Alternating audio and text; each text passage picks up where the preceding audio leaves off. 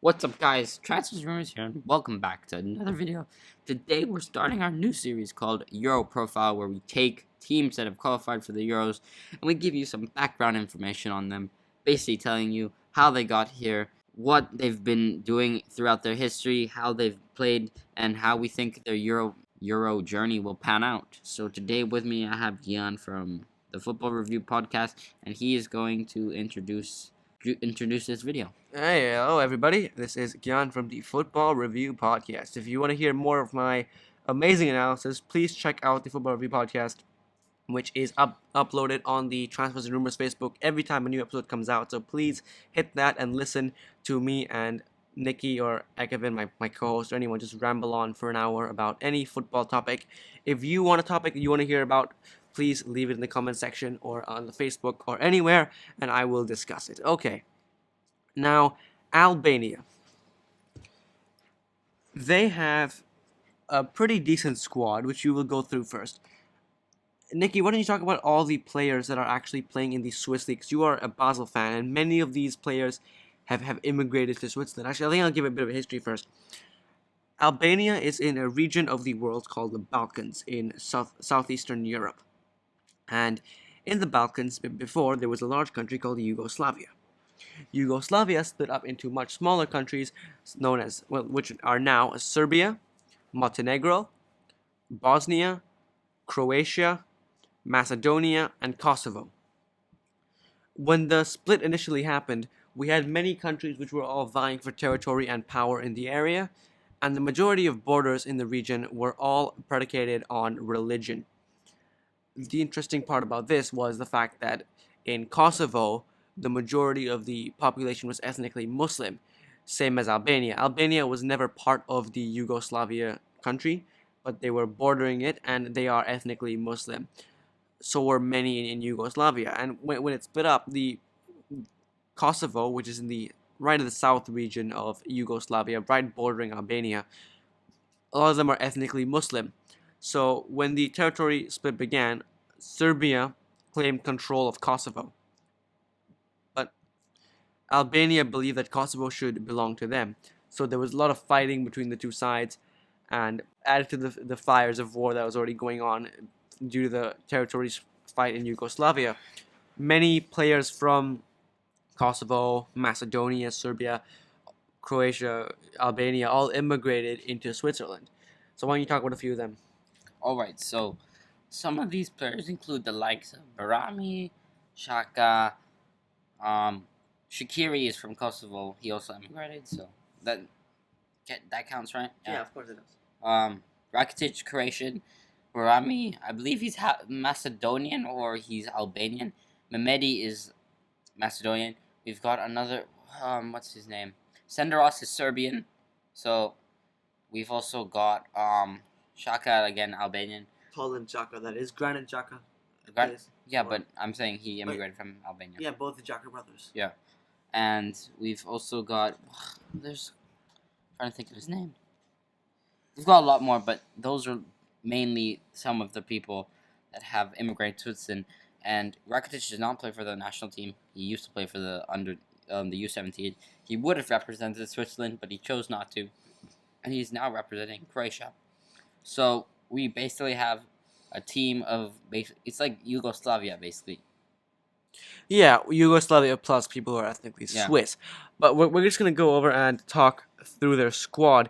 You are a Basel fan, and you have out of the Transfers and Rumors gang, you by far have the best knowledge of the Swiss league, so because you are Swiss. So why don't we just talk us through some of the players who you know that play in the Swiss league and what kind of player they are.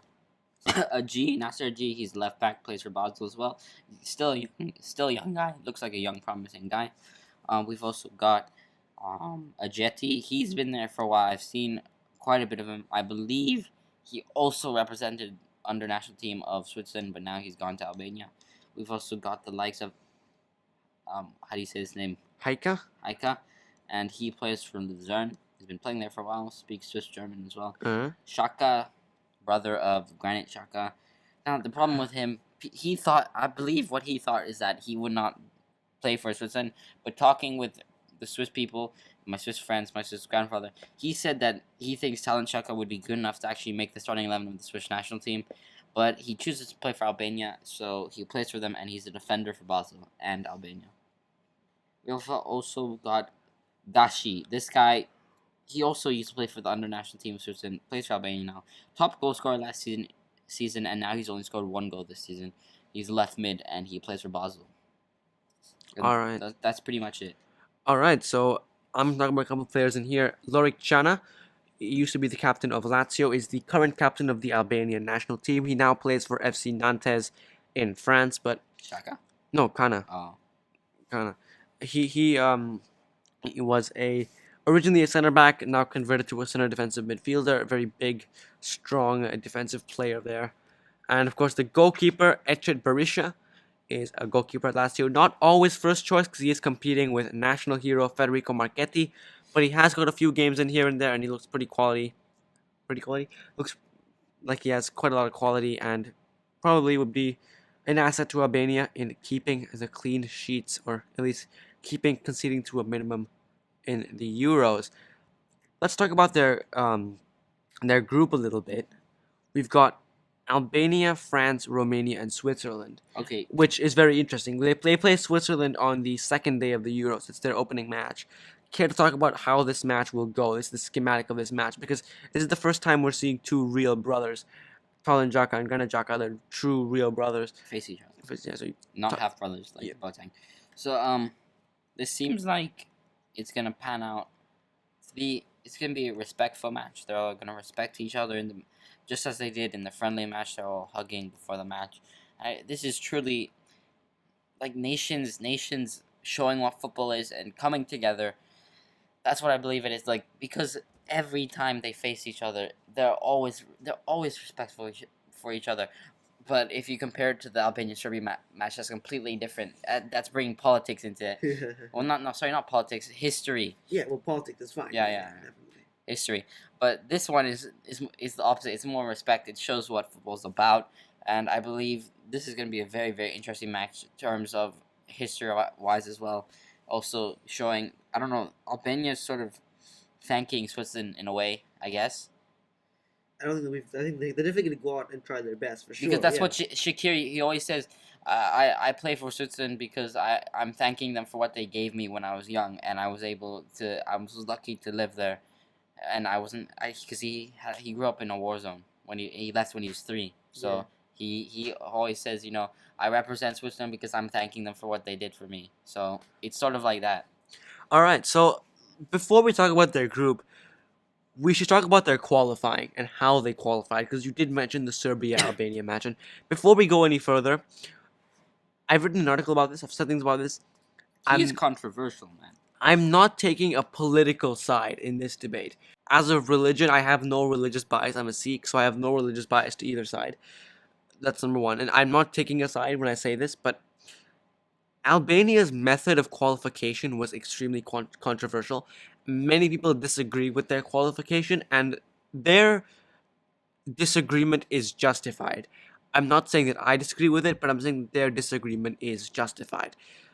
Now, what happened was they were playing a game against Serbia away in Belgrade, and after halfway through the first half, a drone was flown over with a flag of what they called Greater Albania, a map of Albania with the territory around it, all of which are ethnically Muslims, including parts of Serbia, parts of Kosovo. A map all under one common flag, which was Greater Albania, with the words indigenous on it, which is a very, very inflammatory flag to fly. And the drone carrying the flag was brought down to the pitch so the players could see it. And the drone flyer was actually interviewed by Copa 90. Yes. And he said that he wanted to inspire nationalistic feelings in his team because Albania won their first game. Yeah, he was arrested. And rightly so. But they won the first games and they played the second game against Serbia. He wanted to inspire nationalistic feelings, according to him, and he wanted to give them, pride to play for Albania. So that was the whole intention of the flag. I think that's an excuse because he probably, it's obvious that he knew that he's gonna provoke the Serbian. Yeah, that was the plan. Yes, and what happened was it was bought down by a Serbian player, then stole by an Albanian one who tried to run away with it, and a Serbian fan ran on the field and whacked him over the head with a stool. Yeah. Took a stool and whacked him over the head with it, and then the game turned into absolute pandemonium as the They're all Albanian, running into the dressing room. as the Albanian players sprint into the dressing room. Branislav Ivanovic actually and Alexander Kolarov actually went and protected the Albanian player, so no, they wouldn't throw at them, which is a very noble thing to do from Ivanovic and Kolarov there. Good stuff, great sportsmanship from those two. But the result of that game, which is a disgrace of football, the result was 3 points were deducted from Serbia. So it was a forfeit for them. Yeah, and from 3 points Serbia. were given to Albania, which pretty much ended Serbia's qualifying campaign. Later on in the campaign, when they visited Albania, Serbia visited Albania, the away match, Serbia won 2-0. So the question probably is that if the game was to continue, judging from the stats of the game that already happened and judging from the later result, it is most probable that Albania would probably have lost, maybe drawn with a bit of luck. So, well, that's just speculation, of course. Anything can happen in football, you know. But they only got through by a couple of points, and they were given 3 points for what many fans consider to be for free. So they think that maybe, possibly, Albania should not have made it through. Okay, but at the same time, if you look at who they've beaten the likes of France Armenia, and France. in friendlies. They drew with France. They beat France. Doesn't matter if it's a friendly. It's still a friendly matches. They count as points for the rankings. So they've beaten France. They've beaten Armenia. They've beaten Denmark. They still had to do a pretty good job against other teams in order to qualify. Even if they were awarded just a few 3 points, they still needed to play well, and they did. And I believe, you know, maybe that probably would have changed the whole thing. But still, did they deserve it? Yes, they did. They did deserve it. They worked for it, and they now have to prove in France why they deserve to be here and why they can change history. This is the first time they've ever qualified, so why they can write their own history. Yeah.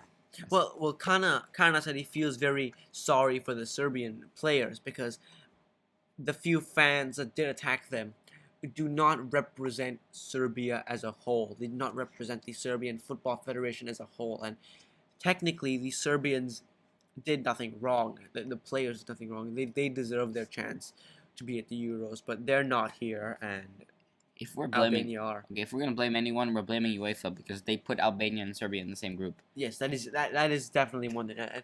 I know Armenia and they Azerbaijan cannot go in the same group. Exactly. Russia and Ukraine cannot go in the same group They always talk about all these political stuff and how they won't do it, but then they did this. I don't know how. I don't understand. Like, for example, Spain cannot play Andorra and Gibraltar. Russia cannot play Ukraine. Armenia cannot play Azerbaijan. What if it's like the round of 16? Can they play Ukraine? Yes. Yes. I'm pretty sure they but can. not in the group. Not in the group, no. They're going to try and avoid it as much as they possibly can. That's kind of the point. So, yet, UEFA still allow this. Yeah, which is just stupid. You should not put Serbia, Croatia in the same group. You should not put Serbia, Albania in the same group. Serbia has this feeling of injustice at the hands of UEFA. Yeah, but that's we're talking about their group. They're drawn in a group with the hosts France, Switzerland, and Romania. Where do you see them finishing in this group? Albania? Yeah. Third. Okay, I'm going to go with fourth. But they can beat Romania. If they can beat France in a friendly, they can beat Romania. I don't think they can beat Romania. I think when you get to the Romania profiler, okay, you will see how good of a team they are, but they're not a weak squad by any stretch of the imagination. They have Kostel Pantilimon. Oh yeah, the 6'7" legend. 35. There you have 6'7". Yeah, whatever. You have Vlad Kirikash, formerly of Tottenham, Florentin Gardosh of Southampton, Razevan Rat of what is it? Shakhtar Donetsk, I think. You have some other good players here.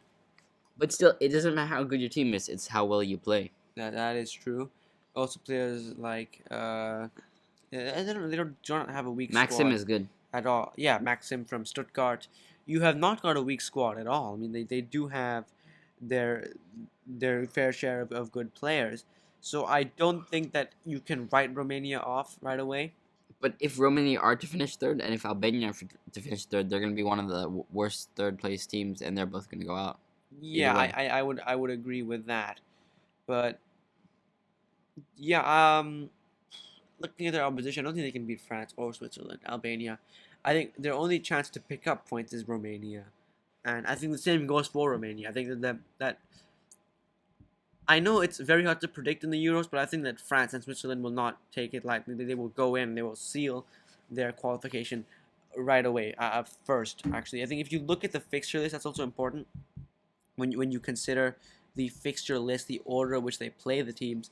Of course, it's Switzerland first, followed by France. So by the time they play Romania, they may already be knocked out. What do you mean they may be knocked out? Like if they're playing Switzerland and France first, if they lose both those games, they're already knocked out.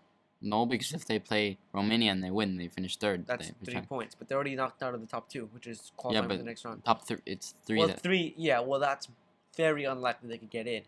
But if these first 2 games already knocked them out, then again, like we've said, I think if either of these sides finish third, they will not be one of the best third places to make it out. But I'm going to go with Romania third. You're going to go with Albania fourth. You're going to go with Albania third and Romania fourth. They can do it. They can do it. Interesting stuff. Anything else you want to add before we close up the video? If you'd like to leave some questions for Back of the Net, do it on our last video, which should be uploaded. We're going to be making another one of those very, very soon, so leave questions for that. And if you have any topics for the Football Review podcast, please leave that as well, because we need topics. Up next is Austria. Goodbye.